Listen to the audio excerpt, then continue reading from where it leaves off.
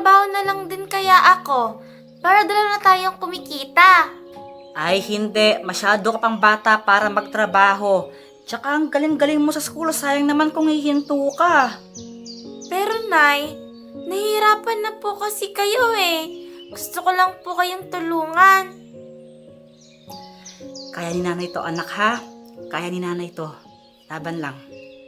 Promise po Nay, aayusin ko po yung pag-aaral ko. Para po maging doktor po ako. Para po hindi na po tayo maghirap.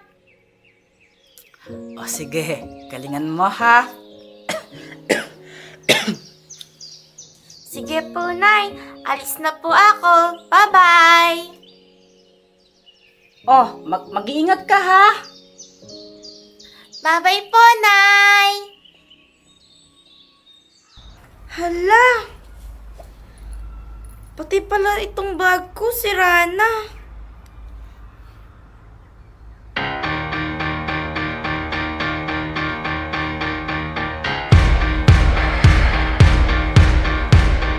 Ano ba to?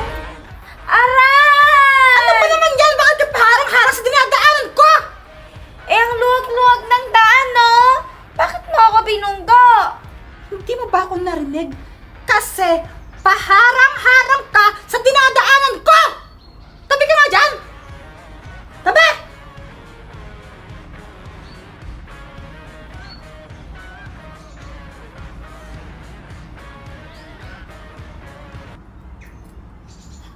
Kakainis yung babaeng yun, no? Gusto mo suntukin ko siya? May muscle ako. Wag na!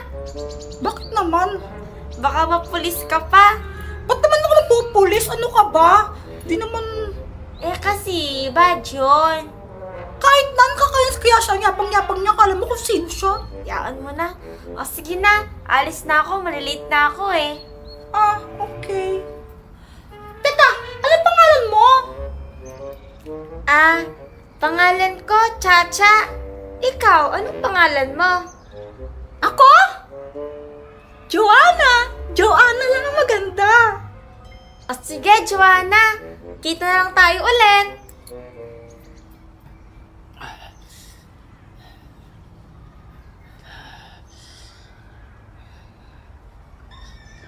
Aling Esther, ito, kunin mo na to. Ma'am, ano po to, ma'am? Ay, ano pa ba? Eh di sahod mo sa paglalaba. Ma'am, Ayaw mo ba? Medyo madami po yung nilabahan ko sa inyo. Ilang balde din po yun. Tapos 50 lang. Aba, nag-iinarte ka pa. Anong gusto mo? 1,000, ha? Ikaw, napaka-arte mo, ha? Parang paglalaba lang. Eh di ako na maglalaba dyan. Umalis ka na lang kung ayaw mo. Kukunin ko na lang yan. Babawiin ko na.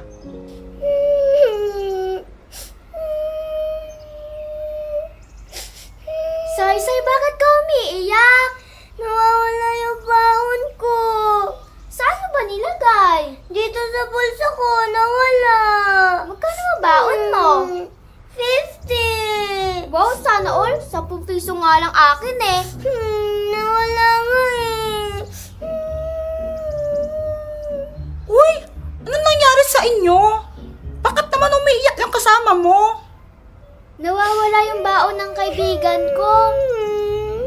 Ah, ganun ba? Magkano ba yung baon niya? 50 daw. Ha? Grabe naman yun, sana all. Nawawala nga eh. Magugutom yan ako. Ganito na lang, B. Tulungan na lang kitang hanapin yung baon mo. Talaga ate? Tutulungan mo ako mag-anak? Oo, saan ka ba huling dumaan kanina? Dito banda. Ah, okay. Ay, naku, sana lang wala pang nakakita nun. Baka mamaya napulat na eh. Ay! Ito ka tayo? Kaso nga lang ganyan. May tae. Nakita ko na yung pera mo! Say, nakita na daw yung pera mo! Talaga? Yay! Oh, ito oh, nakita ko na yung pera mo. Kaso nga lang nataihan nata ng aso eh.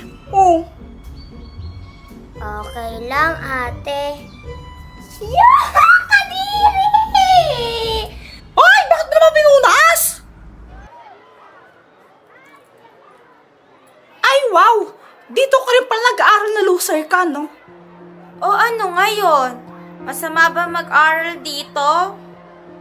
Hindi naman, pero private school to. Bawal yung mga mahihirap. Tingnan mo nga, yung bag mo sira-sira. Hindi naman talaga ako mayaman. Scholar lang ako dito. Ah, so matalino ka, ganon. Hindi naman, sakto lang. Napasa ko lang yung test. Ah, Chacha! Bakit? Yung mama mo dinala sa ospital. Ano? Teka, ano yan? Close lang ng crush ko. Ako nga di ako pinapansin ni Jeffrey. Bakit daw siya dinala sa ospital? Eh, ang sabi kasi ng tito ko, nahimatay daw siya habang naglalaba. Kaya yun, sinugod na sa ospital. Ano, kailangan ko mag-absent nito. Huwag ka mag-alala, may excuse ka naman. Ako nang bahala magsabi kay ma'am. Maintindihan niyo yan, promise. O sige, Jeffrey, ikaw na bahala ah. O sige, puntahan mo na mama mo. Sige. Hi, Jeffrey. Hindi niya ako pinansin. Boss, benta ko nga itong mga nakalakal ko. Oh, 10 piso lang na ah. Ha? Ba't 10 piso lang? Apay, tinimbang ko na. Ayan o, 10 piso lang. May daya ata yan, boss eh. May daya siguro yan, no? Wala tong dayan eh. O ito, 10 piso. Kung ayaw mo, di wag na lang. Kunin mo lang to. Daya mo, boss? Arte-arte pa, kukunin din naman. Daya talaga nung 10 piso lang. Ang bigat-bigat kaya nun. Hoy! Chacha! Ba't kaya siya tumatakbo? Ikaw ba yung kasama ng pasyente, Iha? Opo, Doc. Nanay ko po siya. Stable na yung kalagayan niya ngayon, may malay na siya. Nawalan siya ng malay kanina kasi tumaas yung blood pressure niya. Resulta rin siguro yun ng sobrang kapaguran niya kasi sabi niya kanina dire-diretso daw siya naglalaba. Ang mapapayo ko na lang, Iha, siguro kailangan limitahan ng nanay mo yung pagtatrabaho. Okay lang naman kumilos-kilos siya, magtrabaho siya, pero hindi na pwedeng parang dire-diretso ganon kasi tumatanda ng nanay mo, Iha. Tsaka ayun, sa pagkain din, iwasan yung mga matatabang pagkain. Much better kung fruits and vegetables na lang muna yung kakainin niya, tsaka fishes, wag mo na mga karne, okay? Opo, Doc. Sa ngayon, okay na siya, pwede mo siyang puntahan, may malay na siya. Doc, kung okay na po si nanay, pwede na po ba siyang umuwi? Oo, pwede mo na siyang iuwi, basta mabayaran niyo muna yung mga bills ninyo. Hello, Doc. Wala po kaming pambayad. Nako, Iha, kailangan niyo magbayad.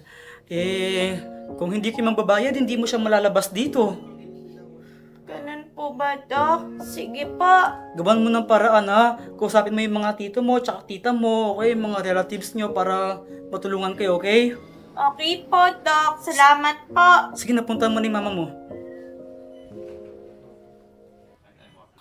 Ala, nasaan napunta yun? 10 piso na alam ko na wala pa yung 5. May hinahanap ka ba, Iha? Ay! Opo sir, yung pera ko po nawawala. Sa totoo lang, Iha, ay may nakita akong mga pera dito. Ito, kaso nga lang, hindi ko alam kung nasaan ang pera mo dito. Nasaan dito? Ibang 1,500 o itong 5 piso? Yung 5 piso po, pwedeng sa akin na po yan. Wala po kasi pambiling pagkain yan eh. Itong 5 piso? Hindi ito? Oo nga po kuya, ano ba naman yan? Paulit-ulit. Sana po yung 5 piso ko para makabili na po ang pagkain. Baka kasi sa'yo ito sayang naman kung hindi mo kukunin. Oo nga po kuya, paulit-ulit. Bigyan niyo na po yung 5 piso ko para makabili na po ang pagkain. Gutom na po ako. Kung gayon, ay itong pera na to ang ibibigay ko sa'yo. Kuya, ikaw talaga joker ka, no? Sa akin na po yung 5 piso ko para makabili na po akong pagkain. Huwag niyo na po akong i-prank. Ito ay gantimpala mo sapagkat ikaw ay naging tapat at hindi ka nasilaw sa pera. Binibiro niyo lang po ako eh. Sige na, kunin mo na. Kuya, pinaprank mo lang po ako eh. Pinaprank mo ako eh. Ayaw mo ba? Kung ayaw mo, hindi ko nabibigay. Siyempre mo gusto. Ay, nako, oh. Kuya, legit sa akin na po to. Kikilig naman ako. Ngayon lang po ako nakahawak ng ganitong pera.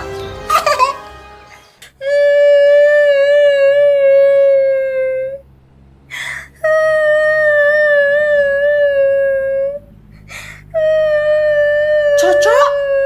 Chacha, ikaw ba yun? Oo, ako nga ito. Ano nga kasing pangalan mo? Wow! Hindi mo maintindihan yung pangalan ko. Grabe ka sa akin, ha? Joanna! Joanna nga maganda. Sinabi ko na nga kanina sa'yo eh. Sorry, Joanna. Marami lang kasi ako iniisip. Oh, bakit ba? Bakit ka umiiyak? Tsaka bakit parang stress ka? Tsaka kanina tinatawag kita, di mo lang ako pinapansin. Tumakbo ka lang. Sorry. Nasa hospital kasi yung nanay ko. Bakit naman? Tumaas daw yung BP niya, kaya daw siya naimatay. Gagaling naman siguro yung mama mo. Nasa hospital na nga siya eh. Gagaling siya, huwag kang mag-alala. Okay na daw yung nanay ko. Kaso nga lang, pinoproblema ko kung paano ko siya ilalabas sa hospital. Wala naman kaming pera. Eh di makinig ka sa tatay mo. Patay na yung tatay ko. Eh di sa tita mo, tsaka tito mo. Patay na rin sila. Ba't naman sila patay? Ewan ko. Grabe naman yun. Wala ka na ba ibang mahihingian ng pera? Wala na. Oh, sa'yo na lang to. Tira to sa pera ko kanina. Kumain na kasi ako kaya nabawasan na ng 1,000. Ano yan? Pera, di ba halata? Sa'yo na lang, pambayad mo sa ospital. Mukhang mas kailangan mo yan eh. Sa'yo na lang. Bakit naman? Tignan mo nga yung itsura mo oh. Para kang gusgusin. Di ka ata naliligo eh. Wow! Wow! Grabe ka naman sa akin, no? Grabe ka naman! Naligo kaya ako. Sigurado ka naliligo ka? Minsan. O, kita mo na? Eh, sa'yo na nga lang to. Eh, bakit mo binibigay sa akin yan? Mas kailangan mo to ngayon para nga sa mama mo. Eh, bakit pa ganyan yung itsura mo? Ano? Maganda? Hindi. Ang dami mong uling-uling, oh. Para kang gusgusin. Grabe ka naman ha. Pang ilan mo na yung panalait sa akin. Grabe ka. Kasi nga, kakatapos ko lang mga lakal, kaya medyo madumi ako. Eh, bakit ka ba nangangalakal? Hindi ba obvious? Palaboy-laboy kaya ako. Wala naman akong tahanan, no? Kung di ako mangalakal, wala akong kakainin. Anong gusto mo? Manglimos lang ako. Mas gusto ko na mangalakal kaysa manghingi ng pera sa iba. Oh, kita mo na. Palaboy-laboy ka lang pala. Tapos, ibibigay mo sa akin yung pera mo. Eh, mas kailangan mo nga to ngayon para sa nanay mo. Hindi na, mas kailangan mo yan. Sige na, Chacha. Kunin mo na to. Tulong ko na lang sa'yo. Sigurado ka? Tsaka di pa magkaibigan na tayo? Ang magkaibigan, nagtutulungan. Kaya ito, sa'yo na to. Thank you, Joanna! Oo na, sige na. Oo, sa'yo na to. Kunin mo na. Thank you, Len! Ano ba yan? Ba't yakap ka ng yakap? Ang arte mo naman, Joanna! Pumunta ka na sa ospital, bayaran mo na yung mga kailangan mong bayaran para mauwi mo na yung mama mo. Sige na. O sige, thank you ulit, Joanna! You're welcome. Bakit mo naman binigay yung pera mo sa kanya? Sayang yun. Kala ko ba kailangan mo ng pera? Eh kuya, mas kailangan niya kasi ngayon eh.